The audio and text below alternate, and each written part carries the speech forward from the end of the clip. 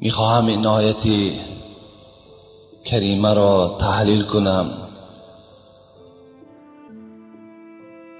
و بعدا از پروردگار یک جای دعا میکنیم. الله میفرماید ای بندگان خدا آگاه باشید که روز قیامت ترازوی اعمال در بین بندگان خدا گذاشته می شود. ترازوکش پروردگار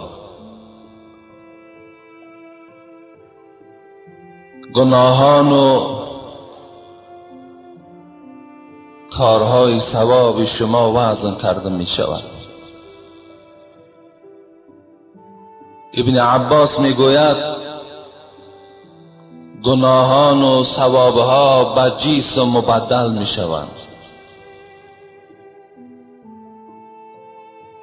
فاما من ثقلت موازینه، الله خبر داده ایستاده است. خیلی آگاه باشید، این منظره هست که ما روز از روزها با این منظره روبرو می شویم. هر کسی را که عملهای خیرش زیاد است، هر کسی را که خدا ترسی زیاد دارد، هر کسی که تقوای زیاد دارد، این انسان فهو فی عیشت راضیه، این در زندگی پسندیده جای میگیرد.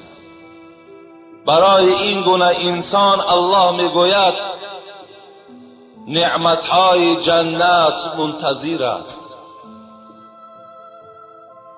و اما من خفت موازینه فامه حاویه، الله میگوید کسی که اگر در دنیا عملهای خیرش خیلی اندک است، عبادتش خیلی اندک است، در برابر این نافرمانی زیاد دارد، ناسپاسی زیاد دارد، از تقوا دور است، خدا پرستی ندارد، فامه حاویه، مادر او دوزخ است.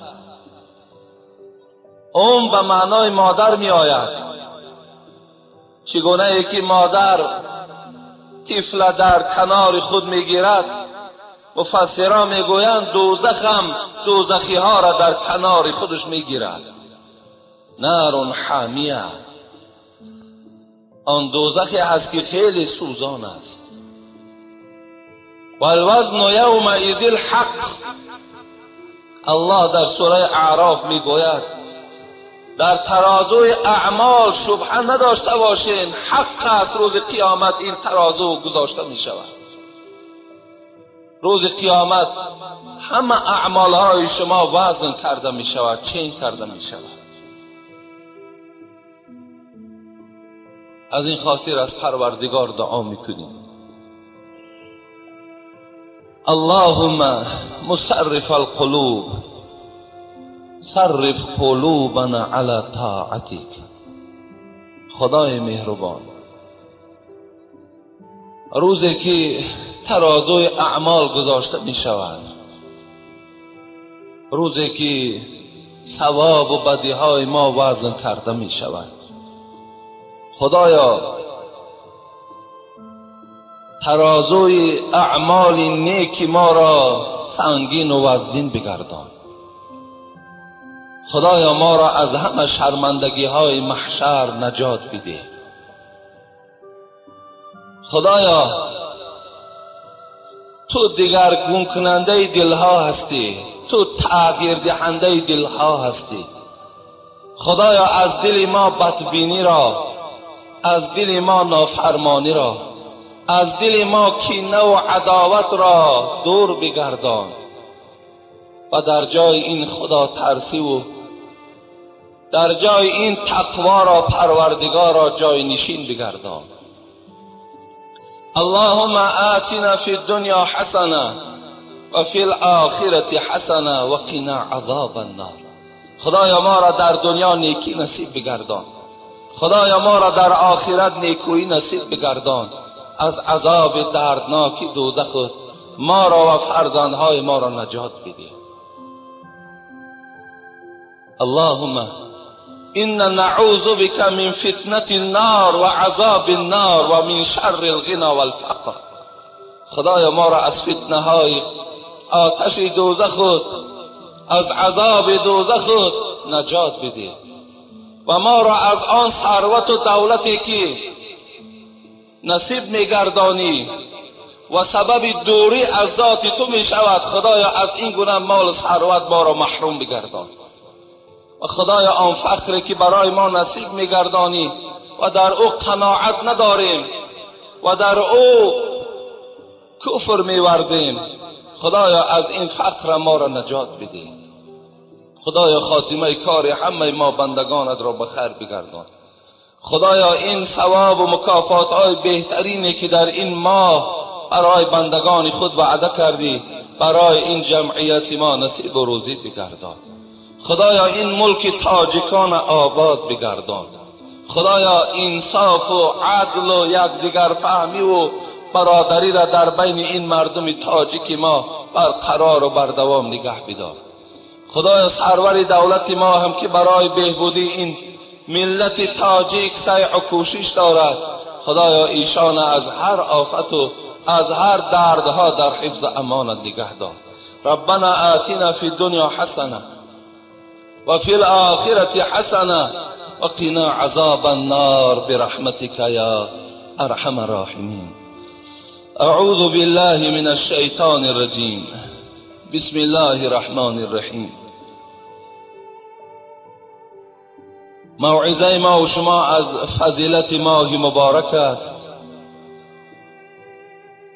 إنا عرضنا الأمانة على السماوات والأرض والجبال فأبين أن يحملناها وأشفقن منها وحملها الإنسان إنه كان ظلوما جهولا.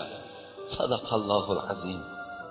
پروردگار در این سوره احزاب برای ما و شما خبر می‌دهد ما با اهل آسمان، ما بر آسمان، ما بر کوها، ما بر زمین امانت را پیشنهاد کردیم.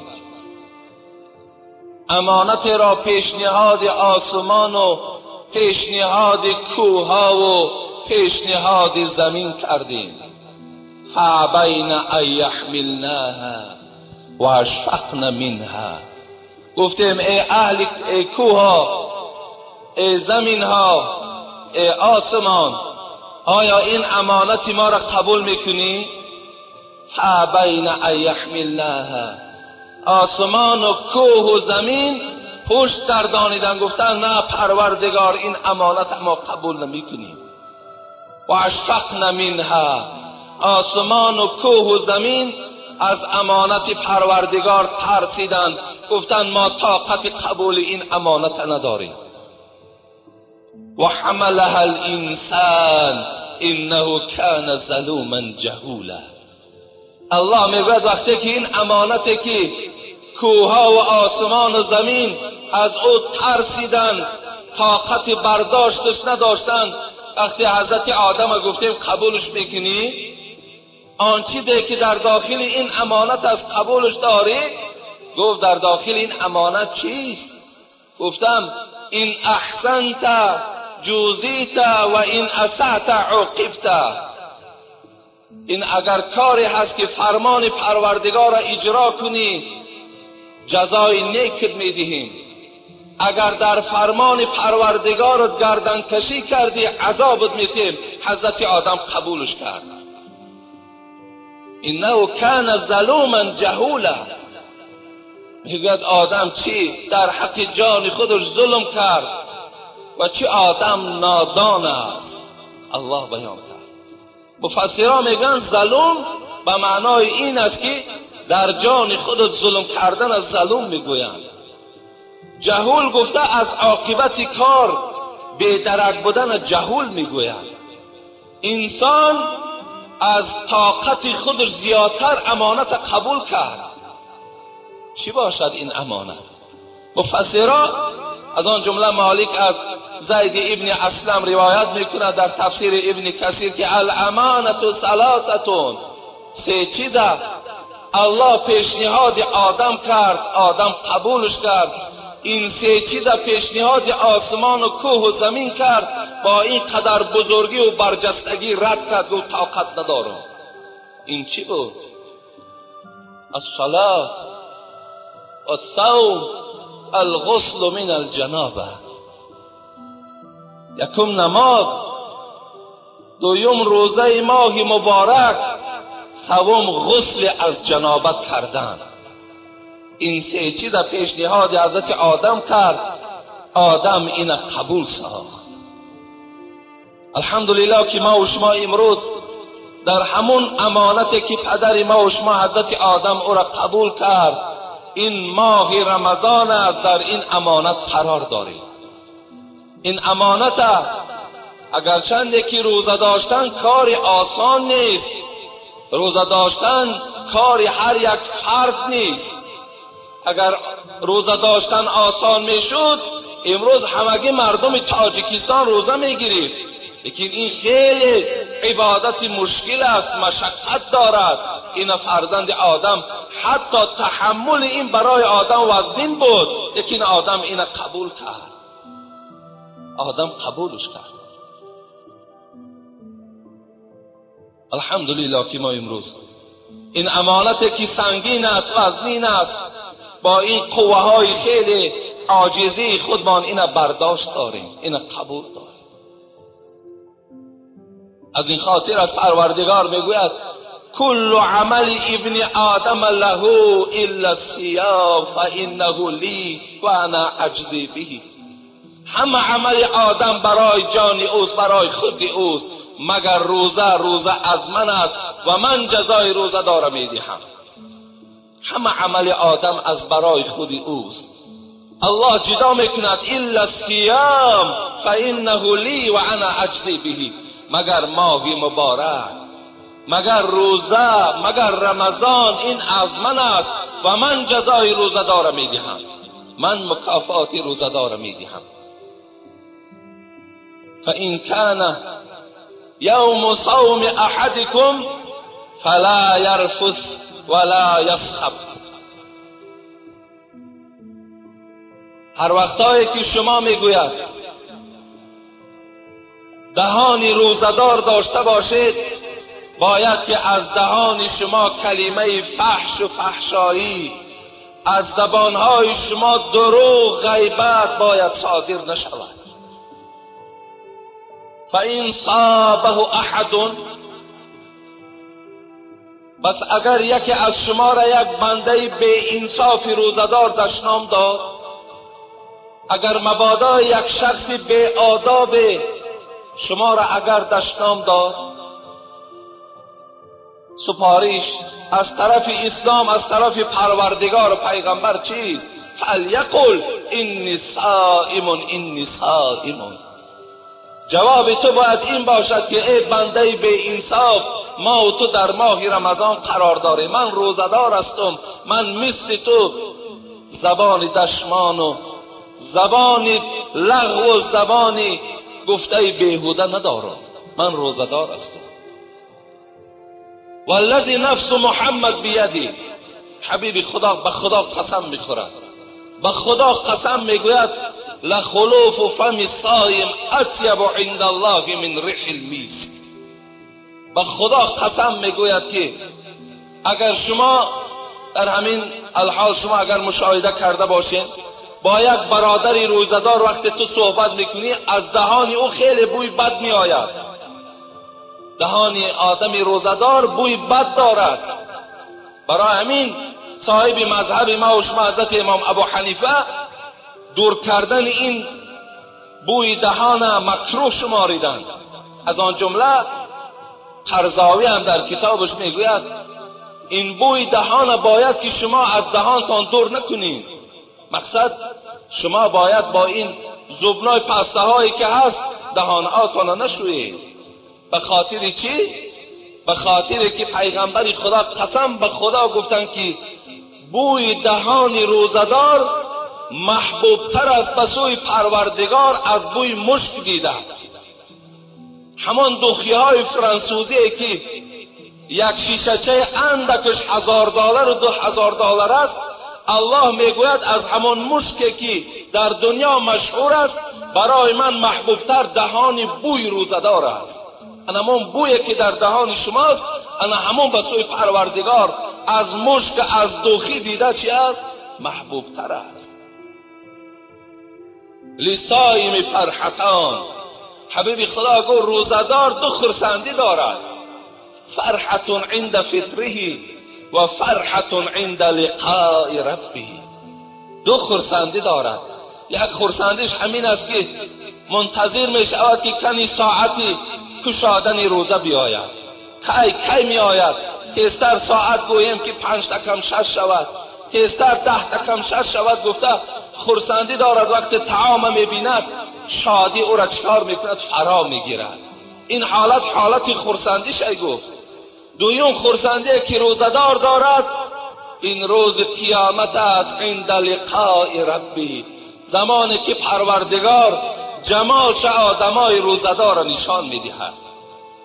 آن جمالی که در دنیا ما و شما شب روزن دعا میکنیم که خدایا از جمال جهان آرای خودت ما را با نصیب گردان. انا همون جمال جهان آرای روز قیامت پروردگار برای روزدارا چکار میکند؟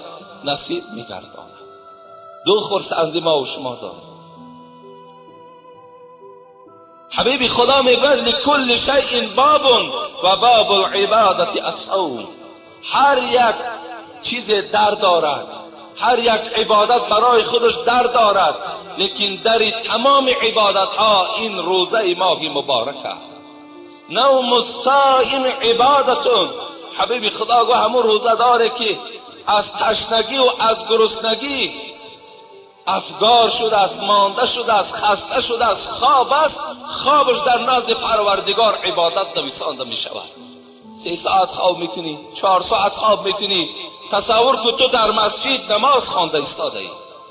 برای آدم روزدار خوابش هم عبادت است.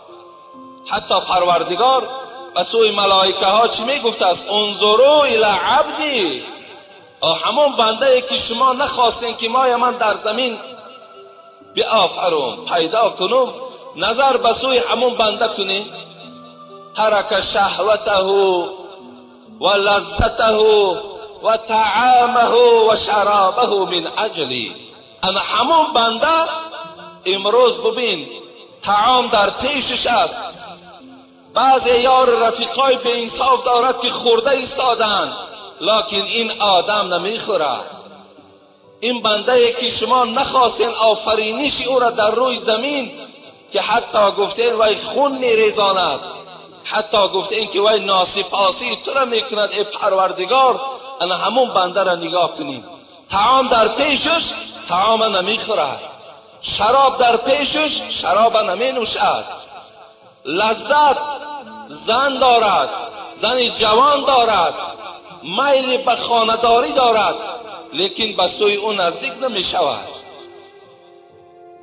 از برای چی؟ من اجل. پروردگار میگوید این از خاطر من است. یدع طعامه و شرابه لاجلی. و این خوردن و نوشیدن و لذت و همه اینا به خاطر پروردگارش ترک ساخته است. از این خاطر من ثواب روزدار من خودم مکافات میدهم. حبیب خدا حتی گفتن که کل عمل ابن آدم یضاعف. ببین الحسنه بعشر امثالها الى 700 ضعفا. حبیب خدا گفت آدم مسلمان وقتی یک نیکی میکند الله 10 ثواب تا 70 ثواب میدهد. لیکن الله گفت الا الصوم فانه لی و انا اجزی به. مگر ماه رمضان که عدد ندارد، 700 ندارد، بلکه اون فقط عددش پروردگار میداند. ما جزای روزدار میدهیم. خوش بهاتان، خوش بهاتان ای بنده های با انصاف پروردگار که این ماه مبارک شما روزه داشته ایستاده اید. شما برای شما به خدا قسم خیلی نعمت کلانی هست. دوستای خدا این روز آرزو میکردن که خدایا یک بار دیگر بر رمضان ما را برسان.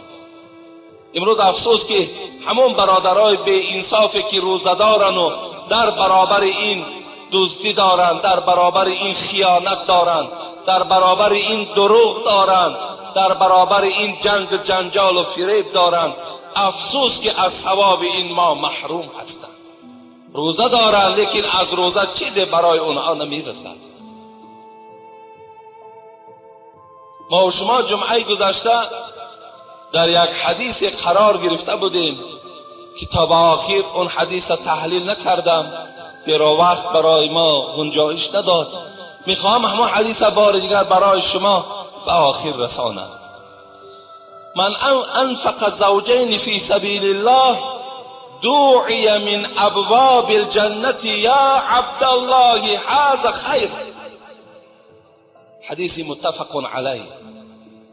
وقتی که میگوید یک بنده خدا در راه پروردگار یک جفت خیر میکند، یک جفت، گفتیم خواه یک گاوی نر است با همراهی گاوی ماده، یا یک اشتری نر با اشتری ماده، یا یک اسبی نر با اسب ماده، یا یک گوسفندی نر با گوسفندی ماده، اگر یک جفت در راه پروردگار خیر میکرده تمام درهای جنت او را صدا میداد است که ای بنده خدا در بهترین عمل چند زدی، خوش به حالو.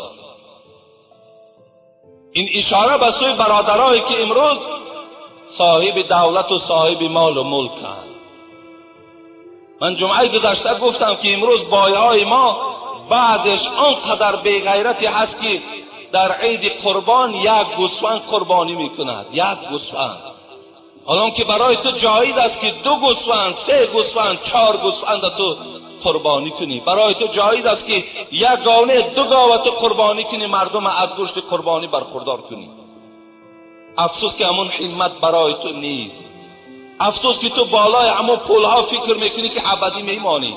حالا که حبیب خدا عبدالله ابن شخیر میگوید اتیت النبی و هو یقرأ الهاکم التکاثر حتی زرتم المقابر. حضرت عبدالله میگوید باری آمدم که پیغمبر خدا سوره الحاق، سوره تکاثر خوانده ایستاده است و هو یقول ابن آدم مالی مالی.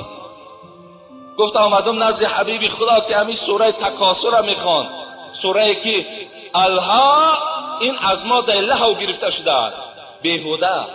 تکاثر از ماده کثرت گرفته شده است. 2 قبیله بود، بنی حارثه و بنی حارث. اینها با پول و مال و با پشت اجدادشون فخر میکردند.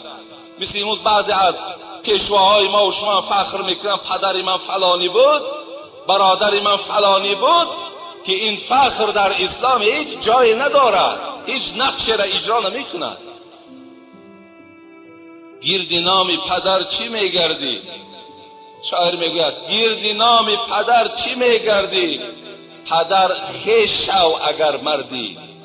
تو پدر قطعی چی مینازی؟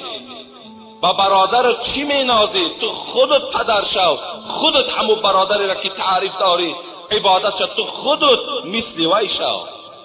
وی کرد برای جان خودش کرد، برای تو چی معنی دارد، چی فایده دارد؟ محمد صاحب ایرانی را خدا رحمت کند بعضی از همین منمنی ها را چی میگوید؟ آلی منمنی ها را شما شاید ننشستیم. من امروز سیر دارم، سیاحت دارم، گشت دارم، بعضی پیشواها چنان باور کنین با یک شخصانی مینازند که وی در اسلام هیچ نقشی ندارد. حضرت محمد صاحب ایرانی میگوید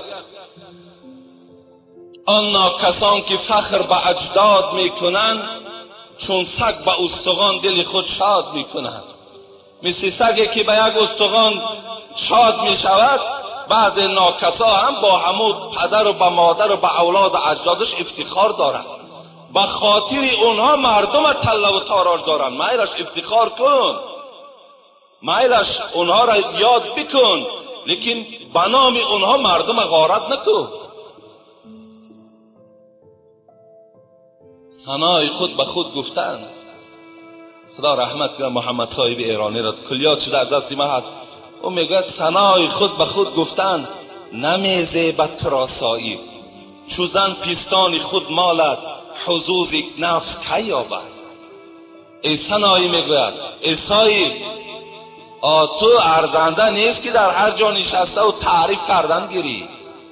این عادت مسلمان نیست، اینم باعث افتخارم نیست.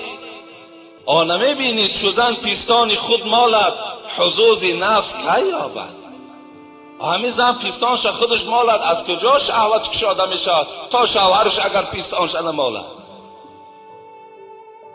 تا اگر بگذار تو را دیگرها تعریف کنن میگوید، تو کجا خود تعریف میکنی؟ امروز این گونه گویم شخصان تعریف میکردگی هم بسیار هستند.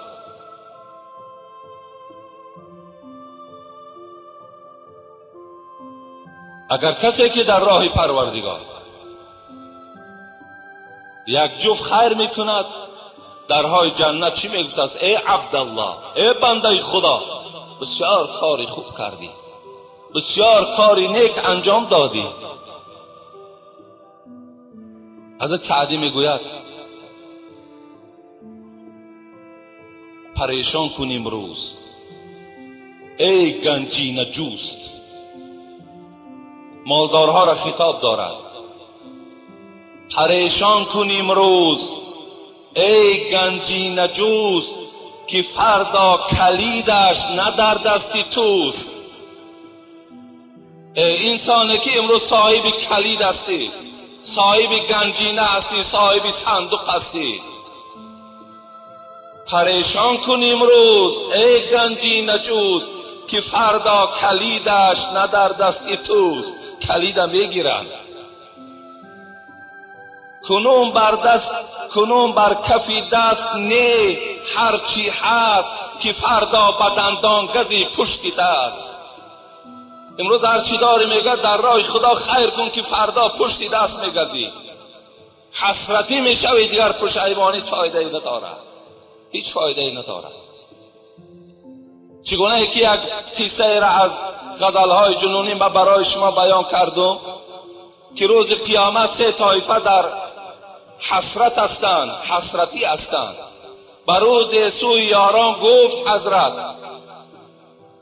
و سه طایفه در حشر از حسرت. سه طایفه در روز قیامت حسرتی هستند. یکی آن خواجه باشد به عصیان، غلامی او به طاعتهای سبحان.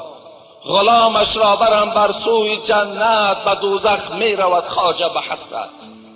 یکم طایفش کی بود؟ همون کسانی که امروز زیر دست دارند.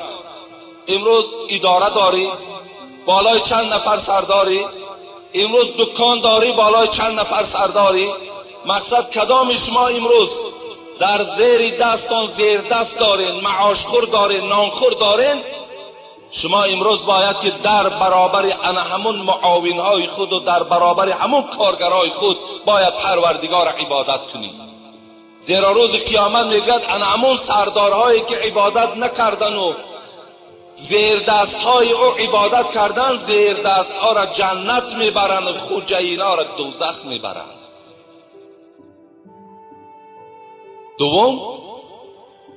دوم که آن که غنی ممسک بمیرد، همه مال او را وارث بگیرد. کند وارث از آن خیر و سخاوت، رود از مال ممسک سوی جنت. دوم غنی ممسک بمیرد، آدم پولداری که در دنیا باری هم یک همسایه را یاردم نکرده است، یک یتیم خانه را یاردم نکرده است، دستی یگان بیچاره و ناتوان نگرفته است، فقط توپ کرده است. گفتی حضرت سعدی کسی جمع کرد و گوشه بینهاد، خودش مرد و زنش با دیگری داد. توپ کرد، وقتی از دنیا که گذشت چی میشده است؟ بعد مال در دست وارث میزنه، در دست بچت میزنه، در دست خواهرت میزنه، در دست پدر و مادر و یار و رفیقت میزند، بعد اینها چیان؟ اینا خیلی انصاف داشته‌اند، اون مال جمع شده را میگیرن و بعد در راه خدا صرف میکنن. حضرت مولوی جنونی میگوید که این وارثا چکار میکند؟ از مال این ممسک غنی جنت میرود و رود ممسک به حسرت جانب نار، به افسوس و ندامت گریه و زار. داد میگه، فریاد میزنه که از مال من دیگرها جنت رفتن و من صاحب مال بودم از جنت محروم شدم. بسیار میپیچه. حضرت گفتن شما فریب ساله را نخورین که اگر ساله در کار باشه این گنبد تاری مسجد ما را ببینید، از ساله در کله که داخلش خالی است. باید در علم باید ما چی باشیم؟ عمل کننده باشیم. حضرت سعدی را خدا رحمت کند و میگوید از من بگوی عالم تفسیرگوی را. همون عالمی که تفسیر را میداند، حضرت سعدی گفته است ای حاجی میرزا نترس، ای نام من بگو، از نام من برسانش، از من بگوی عالم تفسیرگوی را. گر در عمل نکوشی نادان مفسری. تو اگر عمل نداشته باشی تو مفسر نه، تو نادان ترین انسانی. باری درخت علم ندانم به جز عمل، گر در علم عمل نکنی شاخ و ببری. من گفته است درخت علم فقط در میوهاش میبینم، یعنی اگر علم درخت باشد میوه او عمل است. اگر انسان علم دارد عمل ندارد مثل یک درختی که بی میوه است، مثل همون است. دوم آمدیم که در چی رسیدیم؟ تمام حدیث فمن کان من اهل الصلاه دعی من باب الصلاه. کسی در دنیا نمازخوان باشد دروازه نماز در جنت او را فریاد بزده است ای نمازخوان نزد من بیا، نزد من بیا، اینجا جای توست. نمازخانه دروازه ای که به نام نماز در جنت است، وای فریاد میزده است پیش من بیا. من جمعه گذشته گفتم کسی در 17 دقیقه نماز تراویح میخواند نمازش از سر خواند. این به گوش یک بیچاره دیگر رسیده است. دیروز ما را در بازار میبیند، از ما این قدر ملاله که دیگر هیچ حد کنار ندارد. باز وایش کمتر به انصافتر بوده است، در 20 دقیقه میخوانده است. گفتن ما در 20 دقیقه میخوانیم، تا همین روز یگان ملا را نشنیدیم که گوید که در 20 دقیقه نماز درست نمیشود. ای روز خودت برآمده اینمی جنجالا در مسجد و دیگر. الحمدلله که در مسجد از پشت ما جنجال شود ما فخر میکنیم. برای کلمه حق، برای جمله حق مرحمت جنجال شدن گرد. حالا دیگر باز از من میپرسد دلیل داری؟ من گفتم بله دلیل، چند قدر دلیلی که خواهی دلیل برای تو میابم. لیکن تو چی میفهمی؟ یک متن حدیث از یاد میدانی؟ یک متن حدیث است میدانی از یاد؟ گونه نمیدانم. قرآن خوانده میتونی؟ نه، از دهان از یاد کردم. پس من به تو چی دلیل گویم؟ چی دلیل گویم؟ من برای تو از شعر عربی بخوانم بگم آیت قرآن است تو باور میکنی؟ برای تو بی سوادی، تو علم نداری. من برای تو چی دلیل آورم؟ دلیل میخواهی؟ الله در سوره مؤمنون میگه قد افلح المؤمنون الذين هم في صلاتهم خاشعون. مؤمن ها نجات یافت. کدام مؤمن؟ انا همون نمازگزاری که در نماز خاشع است، دل ترسننده دارد، عبادت خوب دارد، عبادت دراز دارد، رکوع سجده طولانی دارد، نجات یافت. افسوس تو مختصر میخواندی. این مختصر باب صفت صلات، باب واجباش تعدیل ارکان میگوید. تعدیل ارکان شارحای همین مختصر چی میگوید؟ میگوید که ای تسکن الجوارح فی الاعضاء فی الرکوع و السجود حتی تطمئنه. آرام گرفتن در رکوع در سجود واجب است. آرامی در رکوع و در سجده واجب است. برای چی؟ سوره ماعون فویل للمصلین، وای به حال نمازخوان. کدام نمازخوان؟ الذین هم فی صلاتهم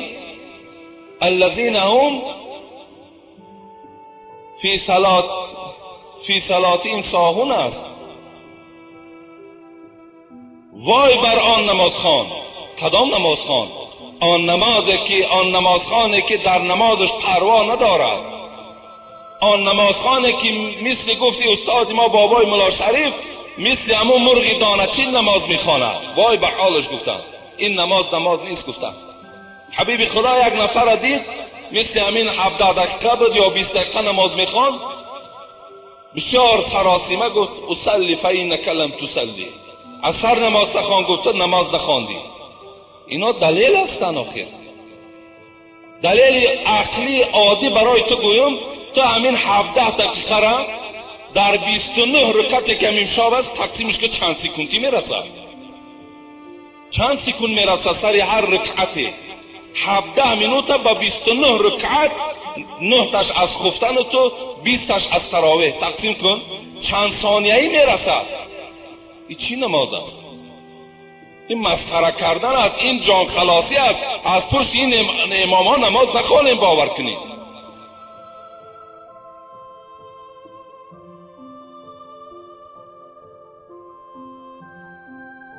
اینجا یک اعلان میکنیم، دوام حدیث میرویم. یک قصه از حضرت ابوبکر صدیق است.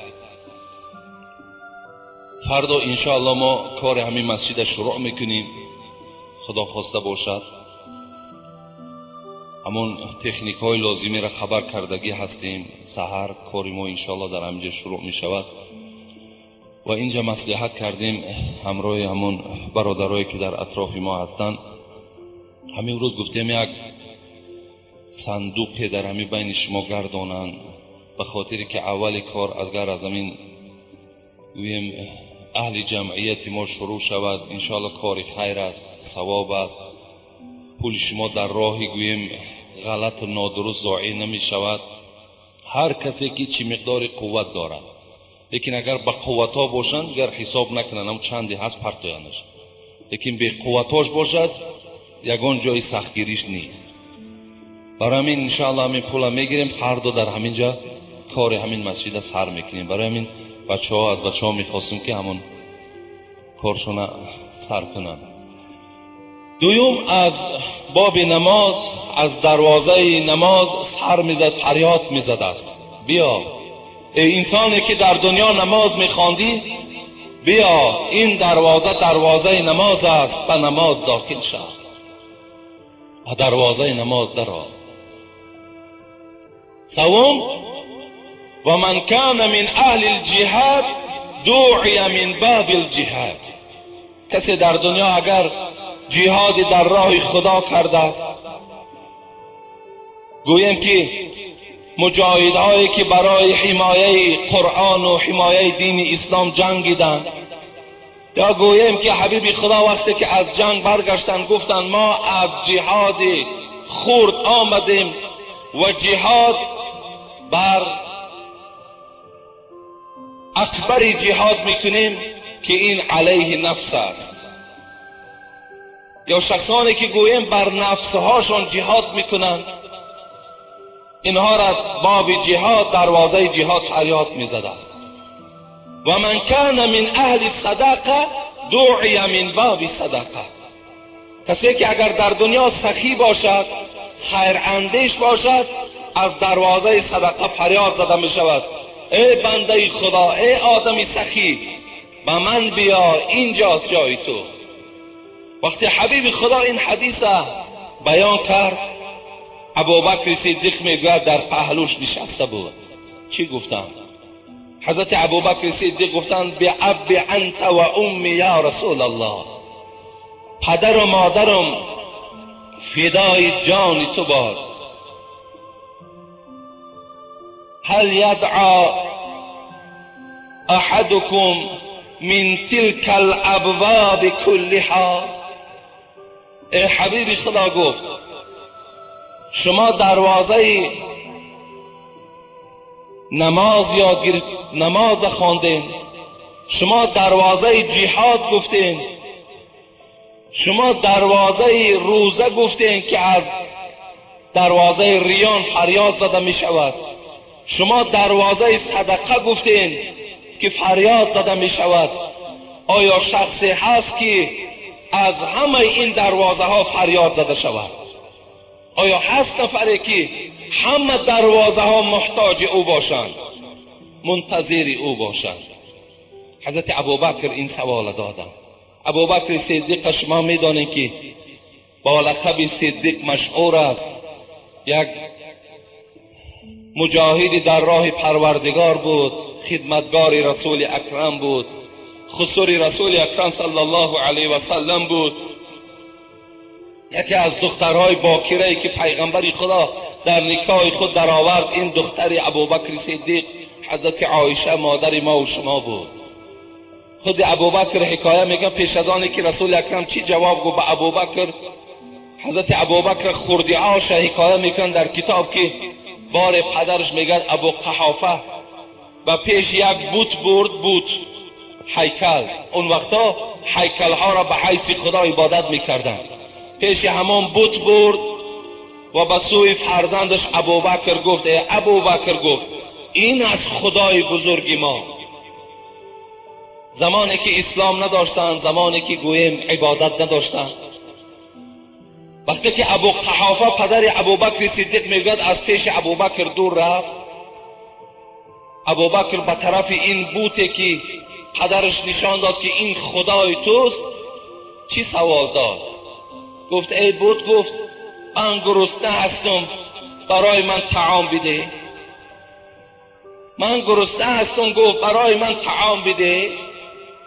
ابوبکر میگوید از این بوت این سوال کرد. چگونه که بعض مردمای ما و شما امروز تا حال همون تکیه به آدما دارد که ای اکو عجیب آدم بداخی، هم خرد و کلان سیر بود. مردم تا حال رزق از الله نمیبینند، تا حال تکیه به مردم و تکیه به فلان حکومت و به فلان چیز است. خیلی گویم که این هم جای تأسف آور است، جای تعجب است که امروز در این قدر پیشروی علم تا حال ما تکیه با بر خدا نداریم، نمیدانیم که رزق پروردگار میرساند. نگاه کرد که از بوت هیچ صدای نیامد. گفت من لباس ندارم، گفت برای من لباس بده. از بود صدای نشد، نه طعام داده توانست، نه لباس داده توانست. صاحب کتاب میگوید همین بود ابوبکر او برداشت به سوی آسمان و در زمین زد، پاره پارش کرد. گفت تو خدا هم نیستی؟ گفت تو خدا میشدی؟ گفت ما را از طعام از لباس سیر میکردی. گفت تو خدا نیستی. گفت از خوردیش حضرت ابوبکر صدیق بود شکن بود، علیه بود مبارزه میبود. صاحب همین کتاب میگوید که بار ابوبکر صدیق خود حکایت میکرد که در زیر یک درخت خواب بودم، بناگاه میگوید بیدار شدم که یک نوده همین درخت میگوید پایان شد و به سوی من گفت که ای ابوبکر از جات بخیز، امروز در مکه مکرمه یک نفر پیغمبر شد، پیش از همه رفته به او ایمان بیار، تو عزیزترین مردم بعد پیغمبر خدا میشوی. وقتی این صدا را میگوید از درخت شنیدم، گفتم برای من مفصل تر بیان که وای کیست؟ گفت وای محمد ابن عبدالله است. میگوید گفتم آخی وای رفیقی من است، وای همنشین من است. گفت من برای تو میگویم سراسیمه شو، خیز از جاد رو با وای ایمان بیار که عزیزترین مردم بعد رسول اکرم تو میشوی. ابوبکر صدیق میگوید از جایم خیستم و دوان به پیش محمد صلی الله علیه و سلم آمدم، پرسان کردم. وای گفت در اصل به من وحی از پروردگار می آید، به یگان معجزه از حضرت ابوبکر صدیق چکار کردم؟ از رسول اکرم صلی الله علیه و سلم پیروی کردم، ایمانی به او آوردم. حضرت ابوبکر بسیار آدم خاکسار بودند، بسیار آدم عادی بودند. میگه زمان عادیگی و خاکساریش در حکایه بیان میکند که حتی چنان عادی بود که گوسفند و گاو همسایه ها را می جوشید. وقتی که میگه خلیفه شدن، وقتی میگه در منبر خلیفگی که نشستن، بعدن آوازه مدینه منوره را منتشر شد که ابوبکر خلیفه شد. در خانه همون کمپیری که گوسفند و گاو می جوشید به گوش او رسید که ابوبکر خلیفه شده.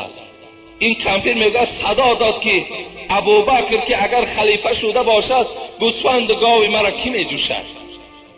وقتی میگه این سخن به گوش ابوبکر صدیق رسید، گفت والله، گفت قسم به خدا، گفت این مقام خلیفه، گفت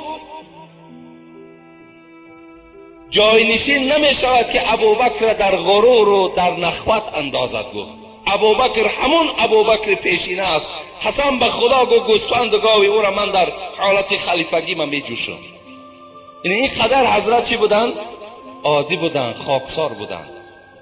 زمان وفاتش هم حکایه میکند که وقتی که آخر حیاتش بود میگوید عایشه صدیقه دخترش فریاد زد، گفت امروز چند شنبه است؟ گفتن دوشنبه هست. گفتن هزارها شکر به سوی پروردگار که عمر هم با عمر دلبند و محمد برابر شد، 63 ساله شدند. و همین روز دوشنبه بود که این دلبند من، این محبوب من دنیا را ترک کرد. از خداوند تمنا دارم که خداوند امشب کاری مرا به پایان برساند. صاحبای کتاب میگه همون شب میگه رخت سفر بستن، همون شب میگه چیکار کرد؟ جان به حق تسلیم کردن. وقتی این سخن میگوید رسول اکرم صلی الله علیه و سلم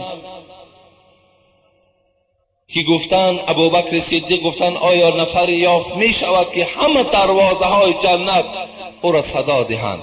حبیب خدا چی گفتن؟ ارجو ان تکون منهم. ای ابوبکر گو امید دارم که همه دروازه های جنت تو را صدا می دهند. همه آن دروازه های، چی نماز باشد، چی جهاد باشد، چی دروازه روزه باشد، چی دروازه صدقه باشد، همش تو را فریاد میزنند.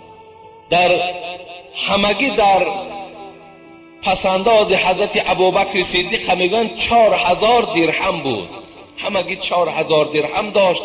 وقتی رسول اکرم اعلان جهاد کرد، گفت لشکرها را باید مجهز از عراق کنیم، ابوبکر صدیق همراه حضرت عمر بودند. عمر میگوید من خواستم که در همین منظره از ابوبکر صدیق گذرم. رفتم میگوید در خانه مال اسباب انجام جمع کردم و نصف مال ما میگوید آورده در پیغمبر خدا تسلیم کردم. گفت چی مقدار مال آوردی؟ گفتم نصف مال ما آوردم، نصف دیگرش برای روزگارم باز گذاشتم. حضرت عمر گفتند حبیب خدا دعا کردند که خدایا در این مال دادگیتم برکت دهد، در مالی که پسنداز برای اهل گذاشته در اون هم برکت دهد. حضرت عمر میگن منتظر ابوبکر بودم کنی از ابوبکر من بگذرم که خیلی مال زیاد من صدقه کردم. وقتی که ابوبکر صدیق آمد میگه در دامنش همون 4000 که داشت پسنداز همگی را آورد، در پیش رسول اکرم ریخت. حبیب خدا گفت هل ابقیت لاهلک شیء؟ برای خانوادت یگان چیزی گذاشتی؟ گفت بله گذاشتم. گفت چی گذاشتی؟ گفت بله گذاشتم ای حبیب خدا. گفت چی گذاشتی؟ گفت الله و رسول او را باز گذاشتم، و جز الله و رسول او چیز دیگر در خانه باقی نگذاشتم، همگی را برای تو تسلیم کردم. ابوبکر صدیق میگه رسول اکرم دست برداشتن در حقش دعای خیر کردن. انشاءالله من جمعه آینده در اطراف این ماه مبارک یک صحبت دیگر آراسته میکنیم و خدا خواسته باشد بعدنش در باب زکات که گویم وظیفه اولین درجه ما هست و خیلی جمعه ها هم برادران منتظر هستند که امروز بسیاری از جوانمردها و بسیاری از بندگان خدا صاحب نصاب شدند تا که از این زکات چیز فهمند. انشاءالله بعدا من صحبت میکنم. در اطراف یک مسئله از ما پرسان کردن، الحال یک برادر که سوال تعجیلی دادن که برادر عزیز وقتی که در موعظه آدم وقتی موعظه میکند اگر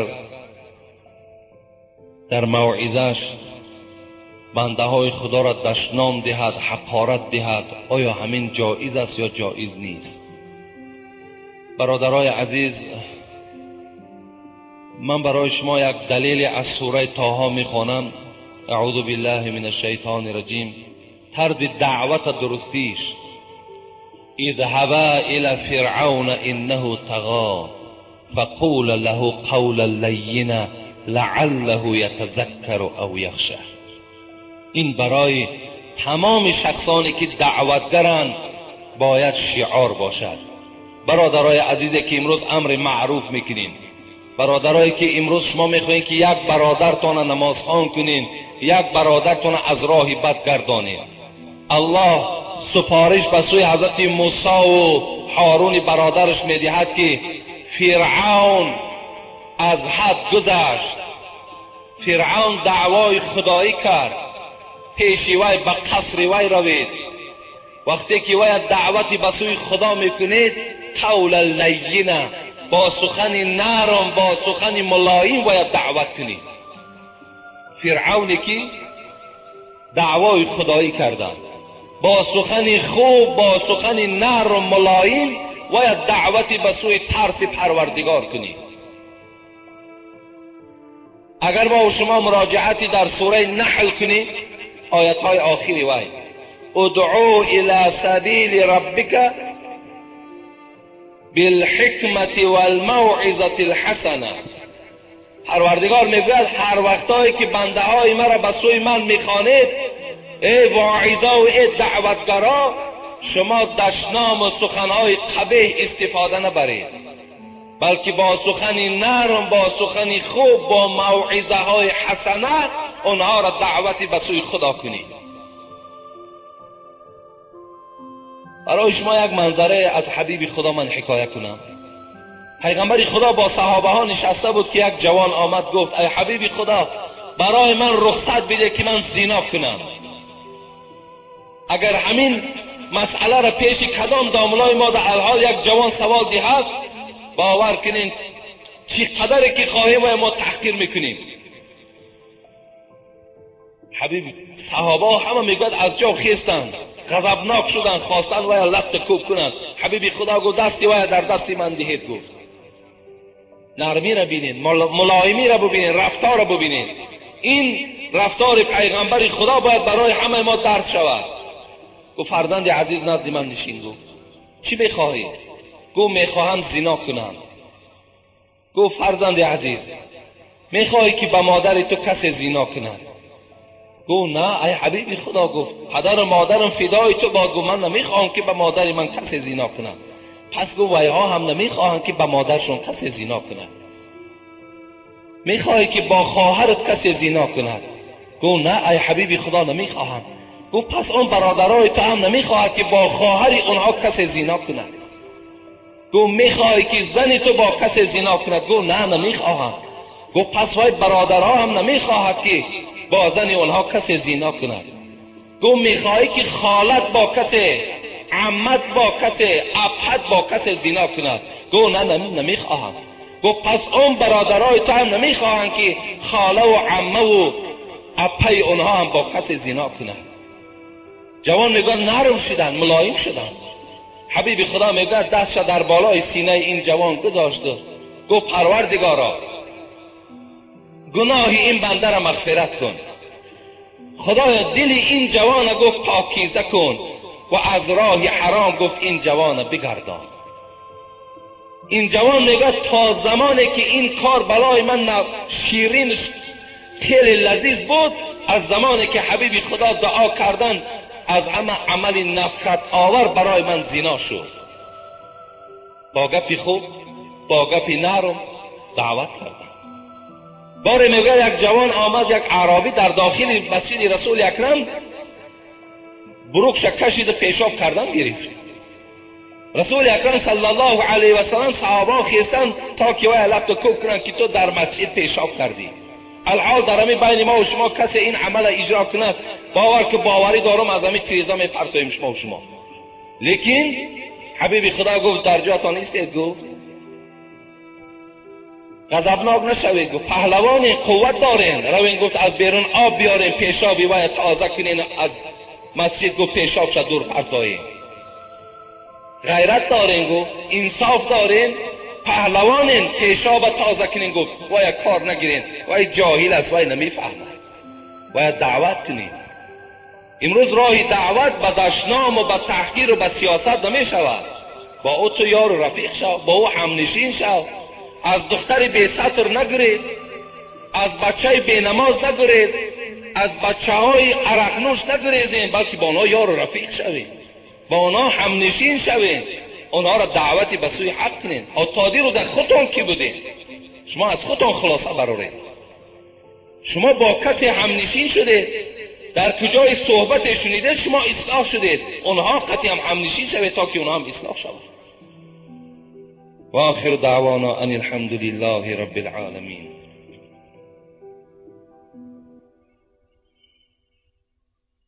السلام علیکم بابای حاجی، من از شما خواهش میکنم که در این روز سعید که روز نماز جمعه می باشد، در حق پدرم اکای فیض الله و مادرم دعا کنید. با احترام، پسرش فردوس. اکای آدینشا، همین رقم های پولش لازم هم نیست خواندن همینجا. خب اکای حاجی صابیر، بابای حاجی نصرالدین از بیرقله، یک برادر گفتن دعا کنید، یک خواهر. صابر جان در حق بابایم بیمار است، در حق مرحوم حاجی ارگش. بابای سفرخوجه از همی کوه دامن گفتن در حق گذشتگان و ما فرزندم در دور دست ها هست، در روسیه هست، دعا کنید در حقش. در حق پدرم از چاق تیمور، دیروز یک بچه آمدن در همیجه، پدرشون از دنیا گذشته بوده است، گفتن در حق پدرم دعا کنید. شادی از ناحیه رودکی، دعا کنید پدرم نمازخوان شود، در حق آنهایی که در صندوق خیریه صدقه کردند. خب دکان مغز و مویز، یک برادر از ایستگاه بازار یک مبلغ کلان یافته است، به بازار کلان به سفر مراجعت کنید. یعنی در آن بازار کدام برادری خدا ترسی بوده است، مبلغ کلان یافتگی هست، کسی اگر همون مبلغ گم کرده باشد، بازار کلان ده بابای سفر اکی سفر ده مراجعت کند، همون مبلغش یافت می شود. و در حق آن برادرانی که الحال خیر احسان کردند، یک جای دعا کنیم که و تمام آن برادرایی که با طریق تلفن از شهرهای روسیه از ما دعا طلب میکنند که در حق من دعا کنید. خدای مهربان تمام آن بندگانی که و فرزند رئیس شهرم برادرمان محمد شریف هم حمد میدانیم که یک هفته قبل قضای الهی بوده است، در صدمه از دنیا گذشتند. در حق ایشان هم دعا کنید که همه اینها را خدای مهربان گذشتگانشان رحمت و مغفرت بگرداند. در دل خویش قومیت پدر و مادر صبر جمیل خدا نصیب روزی بگرداند و هر آرزو و امیدی که در دل این بندگان خدای مهربان وجود دارد با فضل و کرم خودت برآورده بگردانی. اللهم اعین علی ذکرک و شکرک و حسن عبادتک برحمتک یا ارحم الراحمین. یک دعای دیگه کنیم که خدای مهربان همین معرکه‌ای که فردا ما در پیش داریم، ساختمان همین مسجد است، خدای مهربان با یک آسانی و با یک سبوکی خداوند انجام یافتنش برای ما بندگانش نصیب و روزی بگرداند و هر گونه نافهمی ها و کینه و عداوت خدای از دل بندگانش دور بگرداند و خدای مهربان این عمارت های مسجد فقط و فقط برای پند و نصیحت، برای بهبودی اسلام خدای مهربان نگه دارد. اللهم اعین علی ذکرک و شکرک و حسن عبادتک برحمتک یا ارحم. ولی برادرای هستن که مثال شخصا میخواهن یاردم کنن، ما منتظرشان هستیم. شکر تا امروز که بعضی برادران مراجعت کردگی هستند، لیکن اینجا خیلی مبلغ کلان در کار است و از پروردگار امید است که انشاءالله برادرها همه ما را کمک میکنن. اینم یک آبادی هست، اینم برای یک بهبودی همین فرزندای ما و شما انشاءالله انجام مییابد.